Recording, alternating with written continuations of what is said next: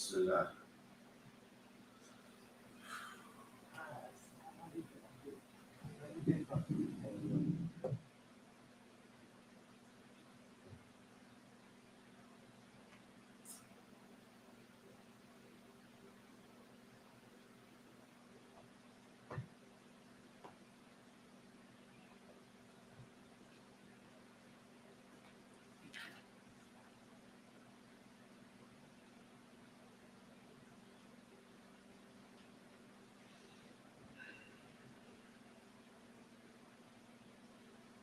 بسم الله الرحمن الرحيم. الحمد لله رب العالمين، صلى الله وسلم وبارك على نبينا محمد وعلى آله وصحبه أجمعين. أما بعد. Inshallah, tonight we're going to continue with the book Details of Tawheed, which is the class Allah is One, which is discussing the details of the oneness of Allah Jalla wa Ala. And we covered a nice portion before Ramadan before we stopped. We stopped in a section, Shurut al-Shahadatain, the conditions for the two shahadahs. We finished, if I'm not mistaken, if you have the book, we stopped on page 75. Adherence to what it implies. That was the fourth condition. The fourth condition of the Shahada La ilaha illallah, is Shart al-Rabi' al-Intiyah lima dalat alayh, which is on page 75 in the translation, which says adherence to what it implies. We finished that section, and tonight, inshallah, we'll start with number 4 or 5. Number 5. And the book, it says Sincerity. And it's actually in the book, it's the opposite in the original book that I had. Sincerity is number 6, but either way, we'll cover them and finish these conditions for the Shahada. Now, the conditions for the Shahada, it means that if the conditions aren't fulfilled, just like the Salah, if the conditions are not fulfilled for the prayer, right? And that means, how does that affect the Salah? If the conditions for the Salah are not complete, how does that affect the Salah? Salah is not valid. Right? So a condition for the Salah is, for example, wudu. So a person doesn't have wudu when they pray. You can't pray without wudu. So that means a person will have to pray over if they prayed without wudu. The conditions for the Shahada work the same way. In order for the Shahada to be valid, we say all the time somebody took Shahada. In order for the Shahada to be valid, there's conditions for the Shahada to be a valid Shahada that makes a person a Muslim. We already discussed this previously, but just as a reminder, we're not the people who investigate if a person, for example, was sincere when they took their Shahada or not. A person takes their Shahada, we go on what's apparent. They took their Shahada, they're a Muslim to us. If they were hiding, if they were doing it just for this and just for that, that's on them on the day of judgment, and even now. Unless they come out and they say openly to you, they say, I just did that because of this. Then that means they admitted to what they did it for. If it was other than for the sake of Allah, it wasn't sincerely for Allah. But it's not for us when a person takes Shahada that we say, and we start denying them and removing their Islam from them, right, based on what we think about the person. So these conditions, and this is just for reminder's sake, these are conditions that are not found in one specific hadith of the Prophet ﷺ, right? They're not found in one ayat in the Quran, specifically one ayat where the ayat lists the conditions of the Shahada, or one hadith where the hadith says, for example, the Shahada, the conditions for the Shahada are 7. And these are, and then it starts numbers, not one ayat or hadith that does that. So in that case, if that's the case, where do the conditions come from? Where do the conditions for the Shahada come from? If it's not one hadith that mentions all the conditions, and if it's not one ayat that mentions all the conditions. So the question is, where do these conditions come from?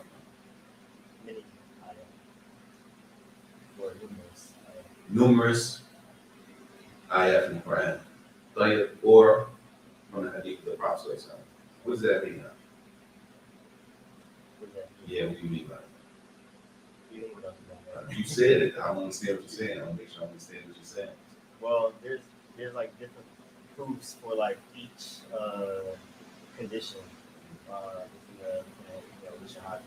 Yeah, different proofs for each condition. So different verses to prove each condition is a condition. Okay. What? I was gonna say something that was narrated by. Like either way, it's not all in one, so it's different. There's an ayah for this, there's an ayah for number 2, it's a hadith number 3, it's a different hadith number 4, maybe number 5 shares the same hadith as number 2, meaning it's not all found in one text, but there's numerous texts that point that show that if this is not present at the time of a person's shahadah, that the shahadah is not valid. So it's not one proof, but many different proofs. And those proofs are gathered by the scholars of Islam in what is called istiqra'. Istiqra', right? Which is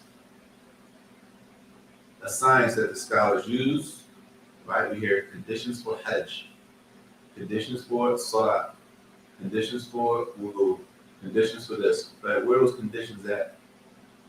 The ulama scholars of Islam, they look at the issue, the big picture.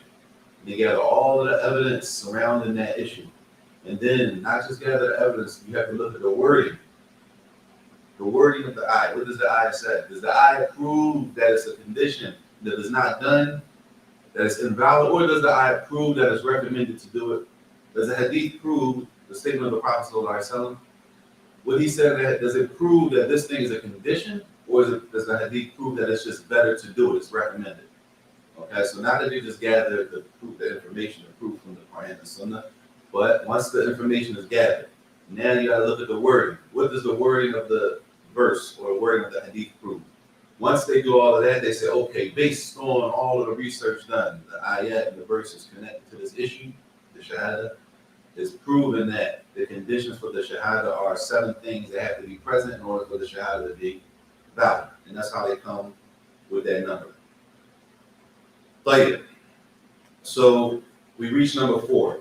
And number 1 was knowledge. And knowledge, which is, it starts on page, if you have a book, it starts on page 73. It says knowledge about the meaning of the shahadah. Number 2 was, it says certitude. Certitude, which is a yaqeen, that a person is certain that when they say the shahadah, they're certain that it's the truth. They have no doubt that what they're about to say that's going to make them a Muslim is the truth. Right? Number 3, al-qabul. It says acceptance of the implications of this statement. That when a person takes the shahada, they accept everything that comes with it. Everything that comes with the shahada. Meaning the Muslim is not allowed to pick and choose. They're not allowed to pick and choose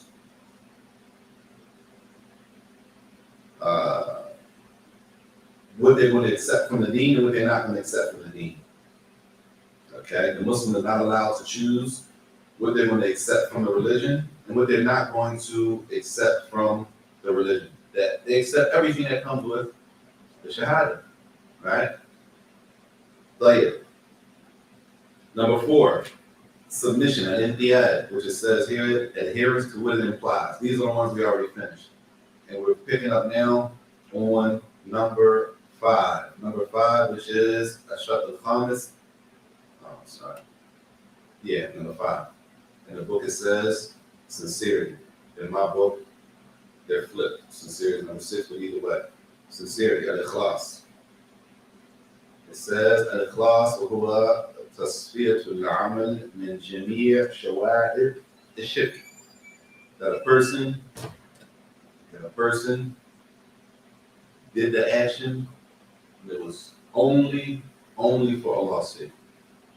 Meaning, they didn't do it for example, because I'm using an example because a lot of people that take shahada were previously Christians, right? So a person doesn't do anything, for example, with their old belief. They don't do it for Allah and Jesus, even though we believe in Jesus. We don't believe Jesus is to be worshipped, right? Jesus has a position, alayhi salam, in Islam, but his position in Islam is not a position that he is to be worshipped or to be called on or that he can help us in it, okay? So the new Muslim, that they don't take the shahadah, believing that they're doing something in Jesus' name, as they say, right? That may have been their old belief, but this is not the belief that is acceptable Islamic, right? So that ikhlas, that their sincerity, and this is not just for the shahada, this is for any action, any type of worship that we do as Muslims. That all of the worship is only for Allah Jalla wa Ala. It says how? بِأَنْ يَقْصِدْ بِأَنْ لَا يَقْصِدْ بِقَوْلِهَا كَمَا مِنْ مَقَامِ الدُّنْيا. That when a person makes the shahada, specifically, even though ikhlas, sincerity, is not restricted to the shahada. This is not restricted to only when we do the shahada, we have to be like this. This is for anything, any type of worship that the Muslim does. That a person doesn't do it, in this case, they don't say the shahada for anything that they're trying to gain any benefit from this dunya, from this life. What type of benefit could a person get by making the shahada in this life? What type of immediate benefit might come to them now, right, that they can benefit from, but they know they can't get that benefit unless they say the shahada. Connections. Huh? Yeah. Connections? Yeah. You know, Receiving stuff from the Muslims. Receiving what? like, I hope there's a better share. I'm trying to work on that audio. I don't know how to do it. Shit, that would fade. That's better. Let me know if it's not. Allah understand or stuff like that. Receiving what now? Like your brother said, connections. Connections. because you know, we're always like helping each other. Like, we're like, it's easier for us to help So each somebody other. might see the Muslims always helping each other, right? So they say they want that connection. I want to be in that pool of people who get that help. So they might take the shahada just for that. They don't see it to be the truth. All I know is that they think I'm a Muslim, they're going to give me some of that. So I'm going to just, right.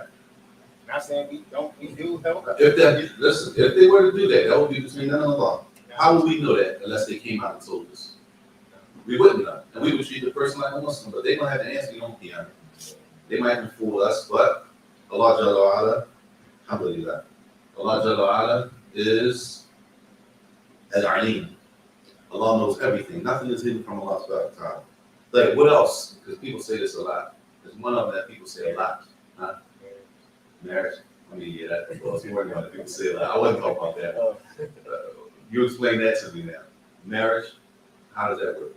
Because like a lot of well, I don't know if it still happens today, but I know like years ago people used to say like, oh, the women only want to become Muslim and sleep with the man. Say the sisters would become Muslim, a woman would say the shahada to be with a man. You say, well, he's not going to marry me if I'm not Muslim. So maybe if she were to do that, right? How will we know? Even though the situation might look like that, but that doesn't necessarily mean that she actually did it to marry the man. But our assumption would probably be she did that to you, right? That's between her and the Lord. Between her and Allah, right? No, out of these conditions, none of us know who is who when it comes to these conditions. And it's not like a person had to memorize these 7 to become a Muslim, but they have to be present at the time of the shahada that they're doing this. They believe it's the truth. They're doing this for Allah. They're not doing it for, in this case, the marriage. Or people always say, this is what people say. They say the person became a Muslim when they went to jail because they wanted what? Protection.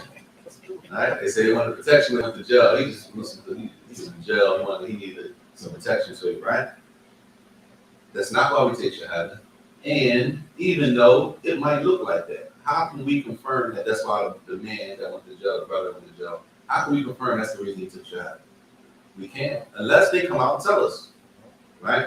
And it's not our job, right, to uncover and open up go into a person's heart and see what their reasoning is. That's on them, unless it's something that's going to be harmful to somebody else and we need to figure out what's going on later. So a person doesn't do it, he says, without reacting, without sum'atan. They don't do it to be seen or to be heard. They're not doing it for any reason, any praise from people. And this is important when it comes to all of our worship. Everything that we do from worship as Muslims, that is always done for Allah only. And nothing is done. We should not be doing anything to get a pat on the back from people. And if we're doing that, we have to check our need, we have to check our intention, because that is not what is considered to be sincere. Ikhlas. Ikhlas is that it's only done seeking Allah's reward. Any reward, anything else that comes along with that, because it's possible that a person does something being sincere to Allah, and people recognize them for doing that, and now people start to praise them. Right? People start saying, MashaAllah, you're this or you're that, and you're always this, and I respect the way you do this. It's possible that happens, right? But the person, the Muslim, doesn't do it because they want that type of response from the person. We don't do things to get a response from people, right? Huh? You do it for Allah only. And it sounds simple, but like many of the Salaf used to say, that the greatest thing that they struggled with was the need, the intention, to make sure that I keep doing everything that I'm doing for Allah, right? But sometimes it was sometimes, not just for marriage, the woman could be Muslim already. She said, well, I know he's not going to marry me if I'm not covered. Not that I'm supposed to be covered properly as a Muslim woman, but now the covering is because what? I need something from the dunya, something from this world, which is a husband and this type of man. Knowing this type of man, he's not going to marry a woman who's not properly covered. So let me just hurry up and cover real quick so I can marry him, right? Hijab for the brothers and the women, for the men, the Muslim men and the women. Hijab is worship. It's not a style. We done made hijab. A lot of sisters think. Allah forgive us and help our sisters. Our sisters are, we all in trouble. We're in a serious situation. If the men who are the leaders are in trouble, then you know that the people that are following the men are in trouble. A lot of our sisters think that hijab, the covering, is just a style. Hijab equals style. Hijab to a lot of sisters, not all, to a lot, to many, hijab doesn't equal worship. It doesn't equal obedience to Allah. It doesn't equal pleasing Allah subhanahu wa ta'ala. It equals style, right? And that's why we see a lot of coverings that are not Islamically. Islamically, they're not acceptable. But in the fashion world, mashallah, it's acceptable in the fashion world. And if sisters, if you were around all women, possibly that's okay. Some of the styles that the sisters wear, possibly if it's all women and there's no men around, there's no men that, you know, it's possible that that's fine. But many of the styles that our sisters are wearing are not Islamically acceptable to be considered hijab, the covering, to protect the woman, the guard her, and all that. That style doesn't fit that. So we need to understand that even the covering of the man and the woman, because the covering is not just for men. I mean, not just for women. The men in Islam, we're supposed to have a certain cover, certain things are supposed to be covered. Even though the style at this time that we're living in is what? Small, fitted, right? It used to be baggy in the 90s. Imitating the woman. It's closer to, I tell my kids, man, listen, if your sister can wear that shirt, you don't wear it. There's no way you should be comfortable wearing something that your sister can wear, or your mother, right? If there's a male section in the store, then there's a female section in the store, and then the store has unisex. A man or a woman could wear it, right? There'll be men and there are women, and there should be a distinction between the two. So the covering is just not for women. We have a holder, we have areas that's supposed to be covered, and the women have areas that's supposed to be covered, because the women complain a lot. You want your wife all covered up, and you walk around looking like, right, you fill out a rap video. I'm just saying, that's, you know, it's a complaint. You walk around looking like, you want her all the way covered up, alhamdulillah, and that's from worship, and that's what she's supposed to do. But the man has an obligation in a certain way that we're supposed to cover also. We have rules and regulations when it comes to the Muslim man covering. Also, I'm sorry. Oh, yeah. No, I was going to that terminology is barge. You know, is that would men fit in that category when the crocodile mentioned about the women dress? Not that I know. I don't know that the men fit into the category of the word tabarruj. Not that I know. Now of. you see it. Tabarruj for men? No, I'm like showing like, you know, like they be dressed like women similar. Well, that's another hadith. There's other hadith about imitating women. The man who imitates the woman. There are hadith about that. We don't know these hadith. Now, we have a hadith statements from the Prophet ﷺ that warn us about the man imitating the woman and the woman imitating the man. Right? Alhamdulillah, our deen is perfect. Nothing's left out. The problem is, what's the problem? We don't have the knowledge of what we need. We're not learning enough that we need to be learning. Or we're not learning the things that we need to be learning. We learning the wrong, we stuck on the wrong subjects. Later. And this is a clause. And he says, based on the hadith, authentic hadith, فَاثْنَانِ قَالَ فَإِنَّ اللَّهَ حَرَّمَ عَلَى النَّارِ مَنْ قَالَ لَا إِلَهَ إِلَّا اللَّهِ يَبْتَغِي بِذَلِكَ وَجْهَ اللَّهِ. It said, based on the hadith, this is on page 75, I think, the hadith at the bottom. Allah has made the hellfire haram, prohibited. It is not. Allah made it prohibited for the hellfire for anyone who says the shahadah, la ilaha illallah. But this is the condition that the Prophet said in the hadith. When they said the hadith, when they said la ilaha illallah, when they said the shahada, they said it seeking thereby only the face of Allah. They only did it seeking their reward from Allah. They didn't do it because they were trying to get something else from the dunya. Later, the next condition, which is in our books, it is number 6. In my book is 5, which is, as it says, affirmation, sidq. That a person is truthful when they say it. And he explains the meaning of it. And يقول هذه كلمة صادقا بها قلبه. That a person says it and they actually believe it in their hearts. They're not, because a person could say it and what? They could say it and not believe it. A person could say the shahada and not believe it. And if they did that, if they said it with their tongue and they didn't really believe it in the heart, what category does that put a person in? Huh? Well, not a hypocrite. That a person can say the shahada and they don't actually believe it. How will we know if a person is a munafiq or not? Outside of the If a person walking here right now, we wouldn't know. Exactly. We wouldn't know. And it's not our job to start labeling people and calling people hypocrites, which is dangerous. Which is dangerous because the hypocrites, in reality, are not Muslims. The hypocrites are not Muslims. So Muslims have to be careful when we say, oh man, his brother a hypocrite. She's a hypocrite. How do you mean you're a hypocrite? Based on what? You saying that they don't believe? All right? You saying that these are people who are not believers, they don't believe in Allah and His Messenger? You saying they're not Muslims because a hypocrite? As Allah said in the Quran, is in the lowest part of the hellfire. These are not people who believe. They say it with their tongue, but they don't believe it. So we got to be careful using the term munafiq and labeling people hypocrites, because that could be a form of takfir. Because we don't have certain, we were in an Islamic country and we had courts and things like that.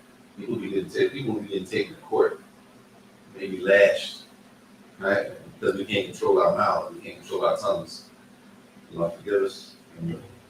Later, he says that a person says it. He says, فَإِنْ قَالَهَا بِلِسَانِهِ وَلَمْ يُصَدِّقْ بِهَا قَلْبُهُ كَانَ مُنَافِقًا كَاذِبًا. And that's at the bottom of page 75. If a person utters the word, they say the shahada with the tongue, but it is not affirmed in their heart, then this is a hypocrite and a liar.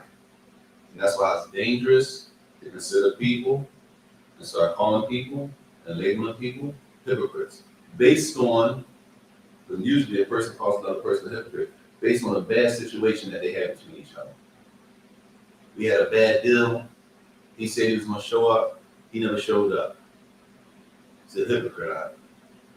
She said she was going to do this. She didn't do it. So we call him a hypocrite. And we use the hadith of the Prophet ﷺ, but we need to make sure, what does that hadith mean? What is the meaning of that hadith? Hypocrisy is different types. It's different types of hypocrisy. So we need to be careful when we start calling people names. Put names on people Gotta be very careful. Gotta be very careful. There's different types of hypocrisy, and we don't want to be people who are calling people names and putting labels on people that they don't deserve. Oh yeah. He says, so the person who says it with their tongue, and it's possible, though. It's not our job to start saying, okay, you say that, but you didn't really believe it. But it's possible that a person says it because they're trying to get some type of benefit. But that person, in reality, before Allah, is a person considered a hypocrite. And they broke one of the conditions. They didn't fulfill one of the conditions for the shahadah, which is that they said it truthfully. As it says here, they affirm, the tongue affirms, and the heart affirms what it says in the tongue. It agrees. But based on the ayat, which is mentioned on 76, where Allah Jalla wa'ala says, وَمِنَ النَّاسِ مَنْ يَقُولُ آمَنَّا بِاللَّهِ وَبِالْيَوْمِ الْآخِرِ وَمَا هُمْ بِمُؤْمِنِينَ. From the people, from mankind, there's some people who say, we believe in Allah on the last day. They say it. Allah said, but in fact, they do not believe. They say it, but they don't believe it. Allah said after that, يُخَادِعُونَ اللَّهَ وَالَّذِينَ آمَنُوا. These people who say that, they think they are deceiving Allah. They think they're getting over. Right? They think they're getting over on Allah and on the believers, while they only deceive themselves, all the way to where Allah says, وَلَهُمْ عَذَابٌ أَلِيمٌ بِمَا كَانُوا يَكْذِبُونَ. All the way to the end of the verse, because Allah said after that, that they think they're deceiving Allah and the believers, but they're only deceiving themselves. Right? This is sort of the Baqarah. Allah says, in their hearts they have a disease. And Allah has increased their disease. A painful torment will be theirs because they used to tell lies. And Allah protect us, So that's the condition of what? A truth or affirmation that the heart agrees with the tongue. All of these things, and this is the last condition mentioned here. المحبة لهذه الكلمة ولما تدل عليه ولأهلها المعبودين بمقتضاها. That a person loves everything that comes along with the shahadah, and a person loves the people who are practicing everything that comes along with the shahadah. Because it's possible that a Muslim, yes, they're Muslim, and they're not, as we say, they're not dealing like that. But they know people who are dealing like that. That even if we're not dealing like that, that we love the people who are dealing like that. That we don't make a mockery of the people who are practicing and upholding our deen because I'm not doing it. So because I'm shot out, because I'm not dealing like that, now I want to point the finger and look at other people and try to make them feel bad about practicing the religion, about practicing the deen. No. That we love the statement, the shahadah, and everything that it points to. Because we know that Allah is Hakeem, all wise, and everything that Islam guides us to is beneficial. And everything that Allah and the Messenger told us to stay away from is harmful. Therefore, we love everything that comes with the shahadah and the people who are implementing everything that comes with the shahadah. And those are the 7 conditions of the shahadah. After that, he moves to the conditions of the statement, Muhammad Rasulullah, that Muhammad is the messenger of Allah. And this is why it's called the Shahadatain. It's 2 shahadas. It's really one, but it's broken down into 2. Right? The statement, Ashhadu an la ilaha illallah, none has the right to worship except Allah. I bear witness, I testify, I openly say, nobody's forcing me to say it. I believe it in truth, no doubt about it.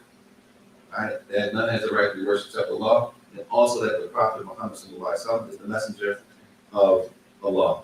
Lastly, on the 7th condition of love, he mentions the ayat, وَمِنَ النَّاسِ مَن يَتَّخِذُ مِن دُونِ اللَّهِ أَنْدَادًا يُحِبُّونَهُمْ كَحُبِّ اللَّهِ وَالَّذِينَ آمَنُوا أَشَدُّ حُبًّا لِلَّهِ. This is important. This is Surah Al-Baqarah. That verse is on page 76. Where Allah said, and from mankind there are some who they worship other than Allah. Right? People who worship other than Allah. But it says, those who they worship other than Allah, they love them the same as they love Allah. They love them the same. They have the same level of love for example, because many people, they left Christianity, they accepted Islam. And sometimes they may not understand the position of Jesus to the Muslim. So they may carry over old beliefs, right, which is possible. So they may still have the same love for Jesus, alayhi, which we love, we respect, and we honor, but we don't worship Jesus. So they may still have the same level of love for Jesus, alayhi, as they have for Allah, and this is not allowed. That's why Allah said in the second part of the ayah, but those who believe, the believers love Allah more than anything else. And nobody is to be raised to that level. And if Isa, alayhi, a prophet, a messenger, the Prophet Muhammad, if they're not to be raised to the level of Allah Jalla wa'ala, why would we take people less than the messengers, whether they be imams of the Salaf, sheikhs of our time, why would we take them and raise them to that level? And this shows a mistake in a person's understanding of the Tawheed. Nobody is above making a mistake. Nobody in the creation is above making a mistake. So the believer, as it says, the people who say La ilaha illallah, the believers, these are the people who love Allah sincerely, and they don't love anyone. They don't share that level of love with anyone or anything, right? But there are people who share that level of love, meaning they may believe in Allah, they may worship Allah, but they may also worship something else. And this is Islam. In Islam, this is not allowed. And this is why it says at the bottom,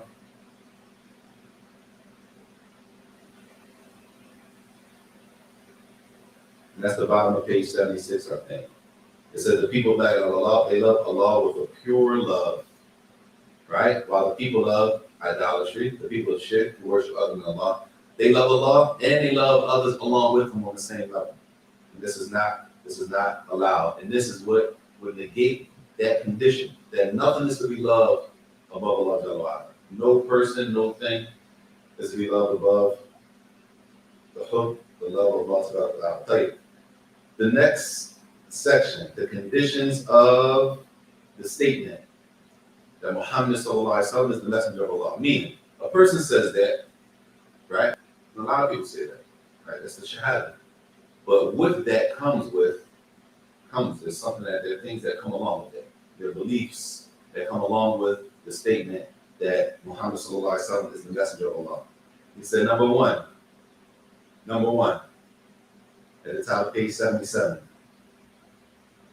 And if we listen to the details of this, and if we're serious, we can fix the problems that we're facing, at least in our city. We can fix them as individuals by practicing Islam. All we gotta do is practice Deen. Kitab, Sunnah, what's in the Quran and what's in the Sunnah. Once we start doing that, and we're not scared to do it, the things that don't match up with the Quran and the Sunnah is going to be clear. It's really clear. We have a problem with implementation. We know the verse, we know the hadith and all that. Know the hadith, but we don't know how to. We scared to do the hadith though. Because if I really do the hadith, certain people want to start talking to me. If I really do the hadith, this one will be mad at me. If I really do that, right, I'm going to lose a bunch of people out of my circle. So some of us are scared to practice the revelation. Now we'll turn around and tell somebody the exact same hadith that we're not using. The hadith that we scared to implement in our lives, we'll turn around and tell it to somebody else, which we still should. But we should know also that same hadith could be used as a proof against us or our own selves on the day of judgment for not implementing.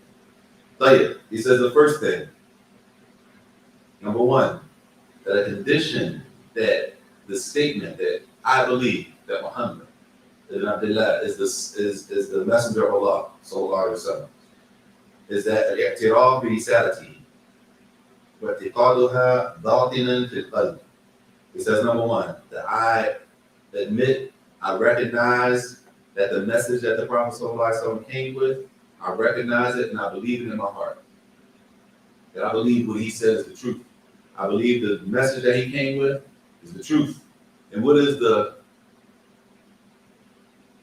core and the most important part of the message that the Prophet ﷺ came with?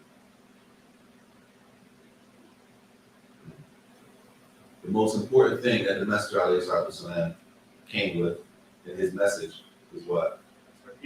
Tawheed, that Allah Jalla wa Ala is the only one deserving to be worshipped. That's the most important thing in our religion. The most important thing I think is the shahadah, the oneness of Allah. Everything after that is secondary in importance. Not that it's not important, but it's not important as that. Right? And that's why the Prophet ﷺ, as we know from the seerah, he called it Tawheed for how many years? 20? All of his life, but 13.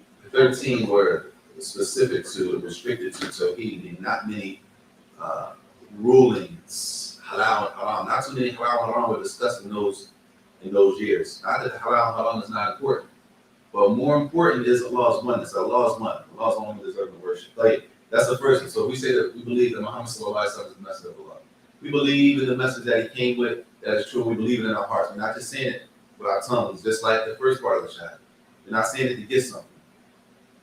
Number 2, a person believes it in their heart, and then number 2, enough believe that they say it. Not that they just have it in their heart, no, that they actually say it with their tongue. They say it, they pronounce it, they say it, right? To utter, it says to utter it. You know, utter, right? No. Not to mumble it, to utter it, that's it. I can't. Not in my deathbed. First thing I'll come on my mind, I'll laugh, backing up, like you No.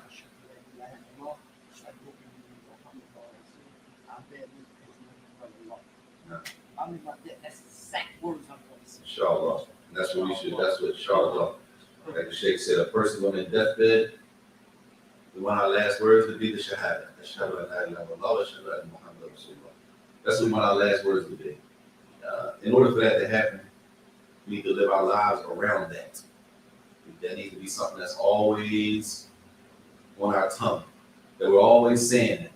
It's not something, it shouldn't be something foreign, right? It should be something that we're always saying, because there's some things that roll off our tongues. We don't have to think about it, because that's how we talk.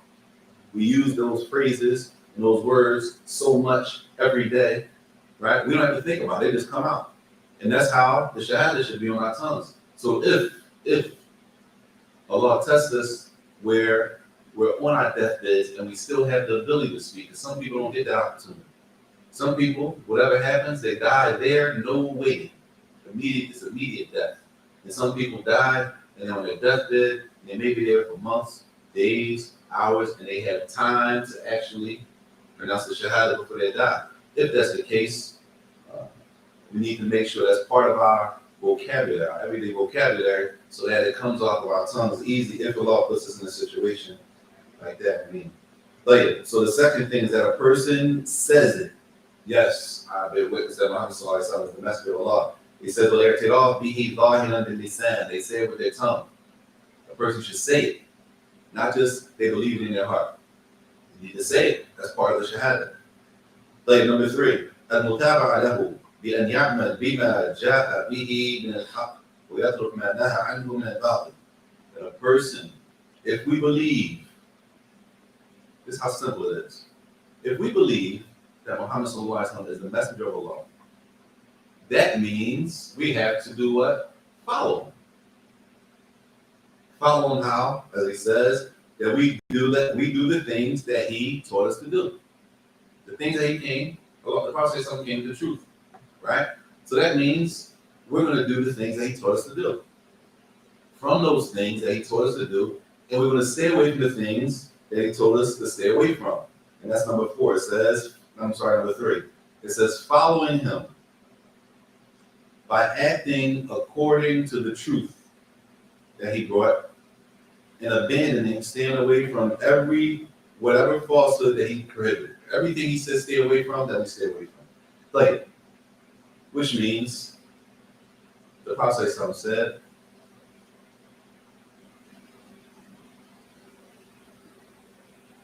I forget the word in the hadith. I can't remember what that's that. He said that gentleness is not placed in something except that it beautifies it. It makes it more attractive when you're gentle with somebody. Whatever you're talking about, the more gentle you are with a person, it makes it easier to digest. Right? So the Prophet said, gentleness is not placed in something, except that it beautifies, it makes it look more appealing to whatever is placed in it. And when you remove the gentleness from a thing, you remove the beauty from it. It doesn't look that pleasing. It doesn't look appealing. Nobody wants that. And all we got to do is apply it. When we're talking to people about Islam, we're talking to people about the Sunnah, we're correcting each other. Why do we think we have to be hard and harsh and scream and ball our faces up when we talk to each other? It's not found in the Hadith. It's not found in the Seerah. It's not found in the Quran. So the question is, why do I practice my Islam like that? Why do I think that the more harsh I am in telling somebody the Sunnah, and the Sunnah is to be but gentle, right? Why do I think that I need to do the opposite in order to practice Islam correctly? And this is what I mean. If we practice the Hadith, if we do the Hadith, then when we see people doing the opposite, it's easy. That's not from our deen. It's easy. The problem is we have information, but the next step is what's called tatbiq. Tatbiq is that we implement it. And that puts you in a different category. It's just like book. It's book knowledge, and that's theory. Yeah, theoretically, that sounds good. So a person can tell you right now, right? They might be 13, 14-year-old, tell you, I know how to drive. So you do, yeah. That's the steering wheel. You put it in park. You take it out of the park. You put it in drive. That's the gas. That's the brake. You turn with this. It's the steering wheel. If I need to make a left turn, got a left turn sitting, a right turn sitting. You say, mashallah. Theoretically, what? He knows exactly what he's doing. She knows exactly what she's doing, right? Theoretically. But you put them behind the wheel, it's a different story. And it's the same thing. Theoretically, we know the Hadith. Theoretically, we know all the Hadith. Smile in your brother's face is sadaqah. We know all those Hadith, we know all of that. But now when it comes time to do it, why is it hard for us to smile at people we don't know? Why is it hard for us to give salams to Muslims that we don't know? When the Hadith says that you do what? You give Hadith, you give salams to the people you know and those you don't know. That's the Hadith. Why we can't just practice the Hadith? What restriction do we have now? We gotta look a sister up and down, look at the color she wearing, what type of garment she got on, look at her shoes, look at her bag. We gotta look at all this stuff before we feel like she's worthy of me saying Assalamu alaikum first. Where we get that from? We gotta look at the brother, scan him up and down. That probably means he goes to this and that shit. Like, where we get all that from? When the Hadith is basic, it's not that. The Hadith is basic, simple, clear, right? You get the salams to those who you know and those who you don't know. Then say we had to double check, see what masjid they pray at, see how much the garment they got on costs, why they wearing that color. No, it doesn't say any of that. So the question has to be, where do we get that from? Me as an individual, why do I practice my deen like that? Why am I practicing Islam like that if I don't have anywhere in the text showing that I'm supposed to be doing that? That's what I mean by implement. And if we all do that as individuals, the people who are not doing it will look crazy. The problem is we all know the wordings, right? We know the wordings of things. But when it comes to doing it, when it comes to driving the car, everybody wants to step to the side and let somebody else drive. Right? We don't want to drive. Right? You drive, that means now it's another level. Play it, mutaba. That a person does what the Prophet told us to do, they actually practice it, and they stay away from what he told us to stay away from. Play it. Basic things, right? Basic things. I mention these things because these are issues that we deal with, right? We have the issue of backbiting, right? Talking about people. When and where in Islam did it become okay to just speak bad about people, other Muslims? And if we find it, what are the rules connected to it? Because a lot of us think, and I'm telling y'all this from talking to new Muslims. I'm speaking to new Muslims. I'm telling you from not just what I think. This is what new Muslims think. They've heard so many Muslims, not just regular people, some imams. They heard so many people talking about people. They thought And they think it's part of the deen to actually talk about people. They think this, and this is why you have a lot of brothers and sisters, they walk around, they talk so harsh, and they just come off the tongue so easy and say something. They really think it's from the religion to talk bad about somebody else. They think that's part of our deen. It was a new Muslim, sister was a new Muslim. She had a whole situation. Come to find out, she said something to her mother was way out of line. Right? And I was honest. I said this, I said this whole time. What would make you think that it's okay to talk to your mother like that? Her mother's not Muslim. Her mother supports her being a Muslim. Said everything Islam changed her. She's doing alhamdulillah, it's excellent. I support my daughter. I said, why would you say something like that to your mother? What makes you think you could say something, you could talk to your mother like that? When Islam commands us in the Quran and the Sunnah to be good to the parents. Don't say oof, don't even suck your teeth or say anything like that to your mother or your father. Muslim or not, why would you talk to your mother like that? You know what she said? She said, based on what she heard from certain people, other Muslims, regular Muslims and imams and people who are considered to be people of knowledge or people who are leaders.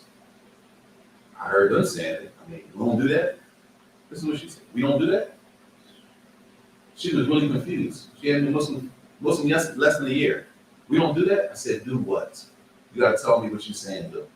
Call people out their name? No, we don't. That's not from our religion. That's not from our deen. So if we know what the book says, we know what the verses say, we know what the hadith says, the next step is doing it. You be wondering why people could do stuff so easy. They actually think it's okay. It's no problem. They have justified reason to say something crazy about you. That's part of our deen, is to talk about you. You ain't right. So I can say the fact that you're not what I think you're supposed to be, it's open sesame. I can say whatever I want about you. And they think that's from a religion. That's why we got to be careful.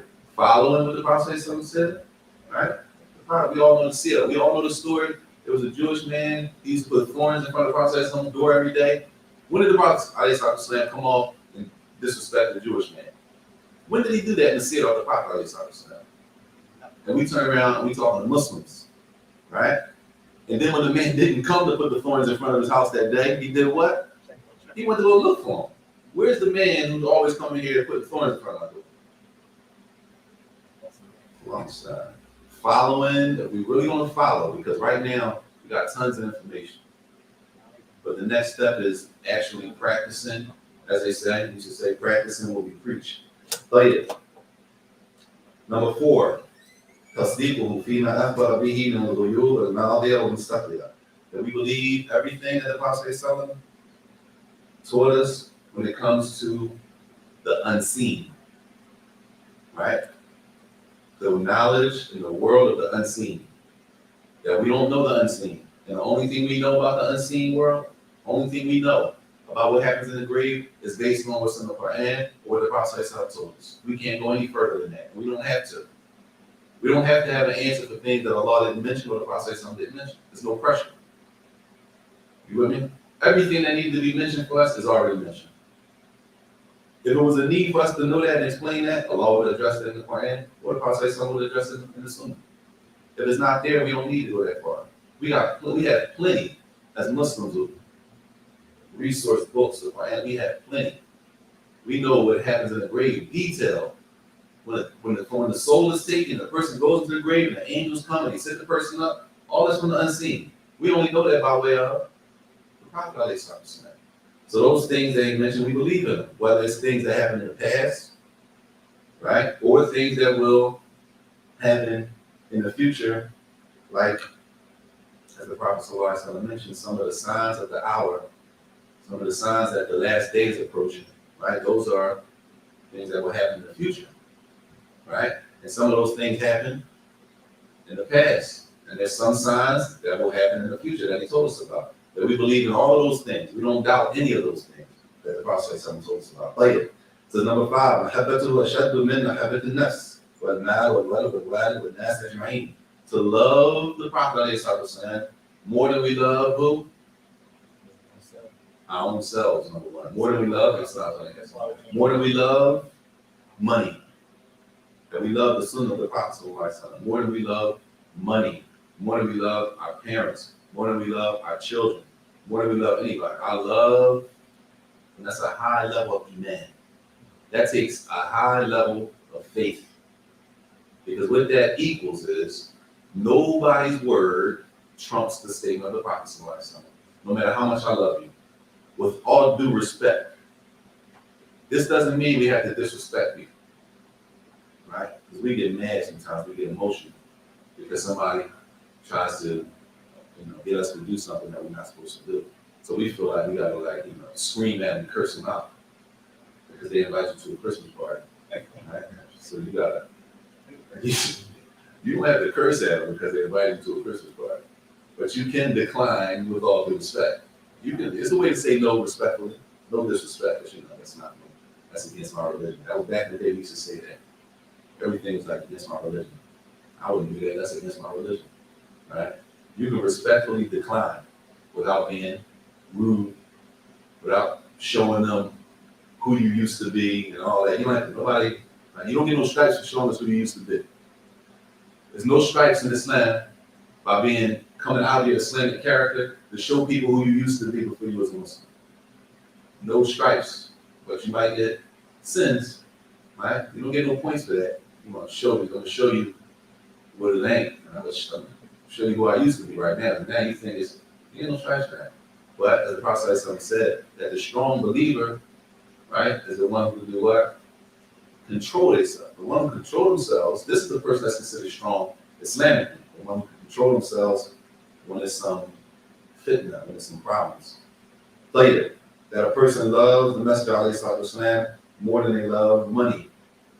We all know how much we love money, how much we love children, how much we love our parents and the people close to us, but none of those people, and none of their statements trump or override the statement of the Prophet ﷺ if they go against what the Messenger ﷺ taught us. Now, if it agrees with the Prophet ﷺ taught us, alhamdulillah, I don't have an issue. But when somebody wants us to take what they're saying, and we know as Muslims, I'm not supposed to be doing that. With, as the Arabs say, with all due respect, I can't do that. I can't say that, I can't accept that. And to bring it all the way home, because a lot of the issues we deal with, y'all pay attention, y'all. A lot of the issues that we deal with in this city about people, not just about worship. This one and that one, he did a bunch of nonsense. Nothing about the worship. I get closer to Allah. About people, what he did. That's on him, what they done. Right? It's about people. So now, I don't like him. I'm done with him. I got a problem with him. I don't want you to have a problem with him. You don't know nothing about the person. I don't even know who it is. What he's saying. And he just say it. I'm just telling you. Put this on your page. That's what, because we live in that time. Put this on your page. I want you to share this, send this out, post this up. And it's degrading and disrespecting another Muslim. Right? Tearing somebody's honor down. You don't have a clue what's going on. And you know that as a Muslim, you're not supposed to be talking about people. But we'll just leave that and shove that to the side and do it anyway because I want to please the person who sent it to me. Right? We got to be practicing. Practicing is doing it me. I'm not saying y'all practice it. I'm a practice. I got to do it myself. You got to do it yourself. You got to do it yourself. Everybody do it as individuals. And then the people who are not doing it is going to be clear. The problem we have is that it's fewer people that are actually doing it, so they look crazy. And the norm is the opposite. Everybody talks about people. Everybody calls other Muslims names. Everybody does it. Everybody wears their scarf like this. Sisters, the chest is supposed to be covered when you wear a scarf. As much as possible. Right? Everybody does it like this. Because everybody's doing it does not mean that it's what? Huh? It doesn't mean it's correct. It doesn't mean it's Islamically permissible. It doesn't mean it's halal. Right? Since everybody's doing it, that must be the norm. No. That's not the norm. That is the norm. But the norm doesn't mean correct. The norm doesn't mean it is Islamically sound. It doesn't mean it's pleasing to Allah because that's the norm of the people. That just means it's exactly that. That's the norm, right? There are a lot of norms that we're living in now, in our time, that are from the major sins in Islam. But they're norms. It's normal. Where I'm from, that's normal, right? And at the same time, it's a major sin. So because it's normal doesn't mean that it is Islamically acceptable and allowed. But he says number 6, and these are conditions that a person fulfills with the statement, I believe, I bear witness that Muhammad sallallahu alaihi wasallam is the messenger of Allah. He says, Taqdeem qawli ala qawl kullu ahadin wa amal bi sunnatihi. That his statement is placed above anybody's statement. Anybody. Right? He says, in acting according to his sunnah. Giving preference. It says, giving preference to his statements above those of others and acting according to his sunnah. And I'll say, because this is true. We live in a time where you can tell a person a hadith and they'll say, but the sheikh was saying this. But the sheikh was saying this. Now, unless the sheikh is explaining that hadith of the Prophet ﷺ, that's one thing, right? Rather than scholars of Islam, they take, for example, Sahih Bukhari, hadith of the Prophet ﷺ, and then they explain the hadith. We're not talking about that. We're talking about if a sheikh says something that goes against what you know that the Prophet ﷺ said, why would you take the statement of a sheikh against the statement of the messenger of Allah sallallahu alaihi wasallam? And that's why in that chapter, Details of Tawheed, about obeying the leaders and the scholars, right? There's a such thing as called shirk fiqh, shirk when it comes to obedience. And that's why those narrations in Details of Tawheed, they mention that they said, I'm telling you what the Prophet ﷺ said, and you're going to tell me what Abu Bakr and Umar said? If Abu Bakr and Umar, if their statements don't override the statement of the Prophet ﷺ, how do we think that an imam in this city has any type of, or any city in the world, wherever they are? They can be Arab, they don't have to be Arab, whatever they are. How do we think that a person, that their statement will override the statement of our messenger sallallahu alaihi wasallam? Not that the sheikh or the imam is explaining what the Prophet sallallahu alaihi wasallam said. We're not talking about that. We're talking about that to you as an individual. You know this from the Prophet sallallahu alaihi wasallam, and you're hearing something that sounds like it's going against it. What's safer for you to do? Follow what the Prophet sallallahu alaihi wasallam said, or follow something that it sounds like to you is going against what the Prophet sallallahu alaihi wasallam said? What's safer before Allah? Follow the statement of the Prophet sallallahu alaihi wasallam.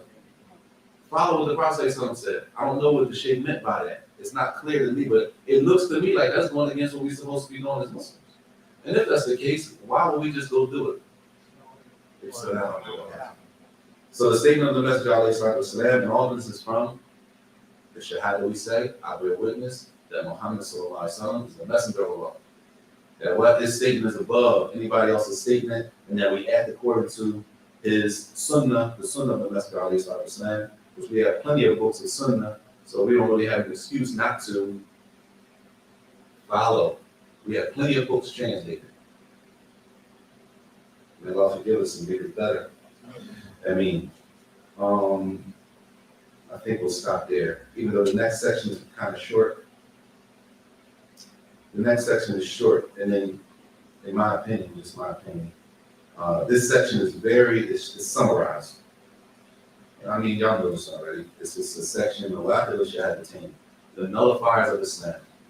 And you know, there are books that are written on the things that nullify a person's Islam. There are books written on things that remove a person from Islam. That if a person does this, they're not Muslim anymore, right? And chapters like that, they need detail. It's not mentioned in detail here. It's mentioned briefly. I mean, Sheikh Saajid he mentioned where he got these from. So he mentioned them like in the list, but they're not really mentioned in detail. I think it would be more appropriate to do a chapter like that from beginning to end, a book, because I'm covering all those things. And he only mentioned, as it says here, 10, Milakal al-Islam, that there are things that can break or make a person, as we said, if we can even say that. If you do that, You can't, I don't know. That makes you not Muslim anymore, or that makes you whatever. That removes you. We use these terms like that. We say that removes you from the fold of Islam. I don't know if everybody understands that. I don't know if we told a new Muslim that they would understand that. If you do that, you're not a Muslim. That makes you not a Muslim. Something like that. In other words, something. If it's clear, it's clear. Under that, it's not. We need to make sure. My point is, we need to make sure when we talk to people that we're not using these foggy phrases that me and you might understand because we have some experience being Muslims, but a new Muslim might not know what that means. It's to be clear, right? That it's not this idea once a Muslim, always a Muslim. No. There are things that if a person does, right, that breaks your shahadah. Just like certain things you do, it breaks your wudu, right? That breaks your shahadah. That means you're not a Muslim anymore. You need to, as people say. People come all the time and say, I need to take my shahadah again, right? They got different reasons, right? They got different reasons for wanting to retake the shahadah. So we need to make sure that we stand away from these things. It's listed. We can do them next week. But one of them is magic. Magic is one of them. Magic. Practicing magic is one of the things that break the shahada. And there are other things, but again, and honestly, this needs some detail to discuss those things. Here is covered in like 2.5 pages. No, I don't want to rush through it like that. Even though we're not going to, I mean, that type of subject, it needs detail. So that's not something, it's dangerous. You don't want to start pulling people off and say, wait a minute, you did number 6 that the Sheikh was talking about, you're not Muslim. It's not that type of part. You know what I mean? I don't want people to get that type of idea that, look, what you say? You start going, you know, it's dangerous, yes. Not the doctrine details of the next chapter, but you said, shahadah, right? Saying that a person was under Islam. He was Muslim for 10, 15 years. And then they stopped praying for 6 months. Under this, like, disbelief for the extreme, they didn't do magic or anything like something severe. They just abandoned the prayer. That's severe. No, it's like magic. Well, the church is severe. But I mean, it's a lot of severe. Not praying is severe. They're both severe. I'm with you though. No, I'm saying it's a different, like, rulings regarding the person taking shahadah. Like I said, I never heard. I've heard of it, but I never heard in detail regarding the person taking shahadah twice. A person that doesn't pray, number one, even that issue by itself is detailed. It's detailed. No doubt. The hadith of the Prophet ﷺ that said that the Aqdayna of Abinum, Salat, and Kafara was between us and them, meaning non-believers or disbelievers, is a prayer. So whoever doesn't pray, they disbelieve. If it was that simple, there wouldn't be a discussion between the scholars of Islam, if it were that simple. So some of the scholars hold that not praying is just disbelief, right? That a person is not a believer and not Muslim. And some hold, wait a minute, it's detailed. They weren't praying, why? What do you mean not praying? They don't believe that the prayer is obligatory as a Muslim. Well, they know it's obligatory, but out of laziness that they weren't praying, what are you talking about? Some scholars deal with it like that. So that issue itself needs detail. It's not going to hurt. Let's just say, for example, a person goes by the opinion of the scholars of Islam and say, whoever doesn't pray, they're not Muslim. They said they stopped praying and Allah protect us all. They said they stopped praying for 6 months. So according to them, right? According to their own belief, if they stop praying for 6 months, they don't consider themselves to be Muslim again. And that's why they come to the masjid and they say, what? I need to retake my shahadah, right? That's according to them. Now you're saying you never heard anything about retaking the shahadah. Like, a person, there's a chapter in the books of fiqh, it's called the chapter of the murtad, the apostate, that people leave Islam for different reasons. Okay, in order for them to enter back into Islam, how do they do that? Yeah, they have to make the shahadah. They have to pronounce the shahadah again. So say a person came, they said they stopped praying for 6 months, they came back, they want to take the shahadah. Say, well, okay, pronounce the shahadah. The shahadah is not like you got to gather, make a party. Pronounce the shahadah, right? They pronounce the shahadah, and they know the mistake they made, and they move forward. Yes, I'm sorry. So how about like they stop praying out of negligence and don't and don't apostate, don't go back to our kind Muslim, our don't believe in all this message. They don't say that. They don't say nothing. They just stop praying. They know they're supposed to be praying, but they're not on their deen. Like, that's just, I'm gonna give you the safe answer. Safe answer, they take the shahadah. The minute or not, say you pray, you start praying again, get. Well, the shahadah is in the salah.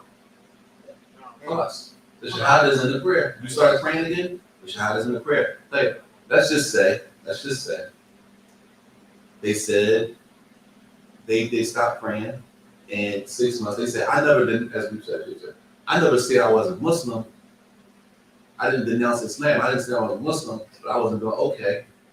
The safest thing to do is what? What's the safest thing to do for that person? For their Islam? Huh? Make tawbah, no doubt, and do what? Start praying again and do what? Say the shahadah. Say it. It's not, it ain't like, right? It's not like we can't say the shahadah without people. Say the shahadah. You said you stopped praying for 6 months. You don't know, you feel shaky about it. Say the shahadah. You know the mistake. You make tawbah. You know it's haram. You can't leave off the salat. Prayer is not to be left off. No days off from salat. No days off. We're Muslim. No days off from salat. There's no time that the Muslim is not obligated to pray. We sick, we still have to pray. We bedridden, we still have to pray. We traveling, we still have to pray. Right? You travel, you go out of town, you on vacation, y'all having a ball, that don't mean we don't pray. But Allah, the process that we have, Islam gave us even easier, that we can combine and shorten. So now, we traveling, we having a ball, we on vacation, right? We pray the Dhuhr and Asr, we leave, let's just say for example, you leave out the house 8 in the morning on vacation. Where we at on vacation, y'all? Where we going? 6 Shit, I'm using this one, Six Flags. Well, Six Flags ain't no vacation, we need something bigger than that. Mike, oh, I'm not gonna say that. What's wrong with Miami, man? Miami is, everybody. We got stigma, all right. It's nice. Let's just say Florida. Florida is sunny everywhere, right? Not specifically Miami. Like, you go to Florida, right? Or you go to Cali, it's nice. Y'all leave out the house 8 in the morning. Y'all out moving around, business stuff, eating, alhamdulillah, having a great time, business people. It's time for Dhuhr. The Dhuhr is not until 5:30. That means you really don't have to make your first prayer all day until 5:30 in the evening. That's a mercy. That's a ni'mah. And then you're praying Dhuhr and Asr at the same time, and you're not praying 4 rak'ah. You're praying 2 rak'ah for Dhuhr, 2 rak'ah for Asr. That's a ni'mah.